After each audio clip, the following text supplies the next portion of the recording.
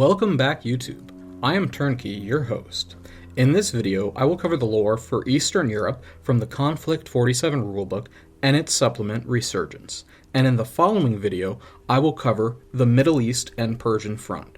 Please like and subscribe for more Konflikt 47 lore.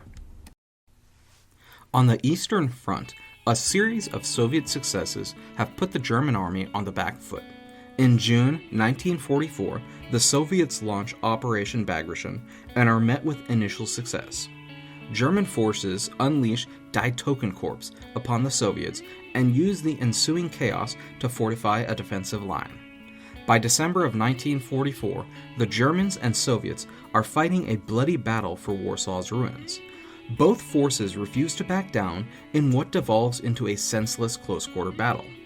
Eastern Europe is plunged into full-scale anarchy as partisan groups in nearly every country battle amongst themselves, armed by their German and Soviet allies. As the Soviets make plans to encircle Warsaw, Romania declares loyalty to the Soviet Union and assists in the advance towards Hungary. Meanwhile, the Soviet encirclement of Warsaw results in massive losses of tanks and fails to effectively ensnare German troops, who continue to receive resupply. Soviet progress from here on is costly, and the advance on Hungary slows as American-funded anti-communist guerrillas in Romania attack supply lines and logistic targets.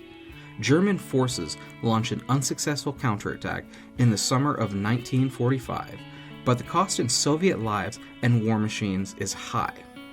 Finally, the encirclement of Warsaw is completed, and the Soviet Union begins its invasion of Hungary. The Soviet invasion of Hungary meets stubborn defenses equipped with RIF-Tech weapons. Soviets scavenge and reproduce German heavy infantry armor and field their own crude yet effective variants. In September, a mass force of German heavy infantry, supported by Panzermechs, reached Warsaw to relieve its defenders. Specifically designed, flamethrower-equipped light Panzermechs kept the Soviets at bay as the German forces withdrew from the city. Soviet forces invade and quickly subdue Finland, but local resistance movements across Finland and Romania undermine Soviet war efforts. Fighting in Hungary is grueling as the Germans bring in heavy Panzermechs to assist in the defense of major cities. Only Soviet-made light Cossack walkers and heavy infantry have any hope of withstanding the German defenses. Meanwhile, the Germans are able to consolidate defensive lines from Danzig to Budapest. Partisans across Southeast Europe continue to fight relentlessly. Criminal organizations flourish in this environment. Rule of law and borders become non-existent as these shadow wars continue to make life unlivable for civilians. With Stalin enforcing a ruthless purge of experienced officers deemed to have failed, things seem bleak for the Soviets. But the T-35 tank program successfully developed and deployed the Mammoth heavy walker on the southern front, forcing the surrender of Hungary as summer draws to a close.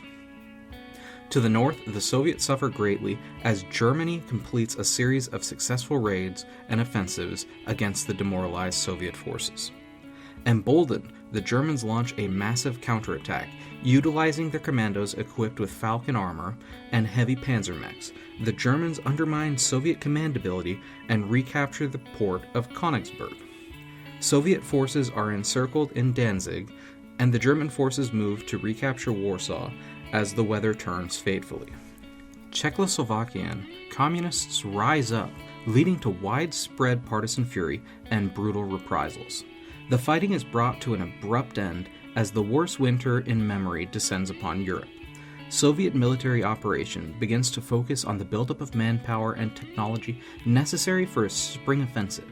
Meanwhile, the Germans fortify their position and deploy stronger technologies to the line. The winter is perilous for the surrounded Soviet forces in Danzig. Naval and air units deliver supplies, but a persistent lack of food and fuel proves deadly. Meanwhile, guerrilla activity in the Balkans and other fronts is halted. Special forces on both sides continue to recruit and train partisans, but no activity is practical in the winter conditions. Soviets take the opportunity to deploy the Mastodon variant of the Mammoth Heavy Walker tank, using designs inspired by captured German Zeus tanks. As the weather improves in March, German recon units probe the Soviet lines, making progress towards recapturing Warsaw. But the Soviets have grander plans. Refusing to lose on any front, orders are given for the release of Danzig. Spearheaded by the 1st Guard Tank Army, Russian forces savagely batter German forces in East Prussia in an attempt to reach Danzig. Soviet assaults consist of Mammoth and Mastodon heavy walkers supported by heavy infantry. Territory 1 is quickly occupied by mechanized infantry and artillery, helping push the front forward. Danzig is reached and relieved by the end of April. Soviet forces dig in, allowing the Germans to regroup and form defenses.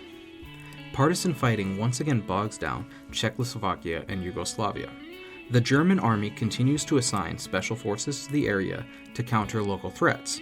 In Yugoslavia, the presence of special forces successfully drives the partisan groups underground or into the countryside. Soviet and US-backed groups disappear and become much less effective as they're hunted by more heavily equipped German forces.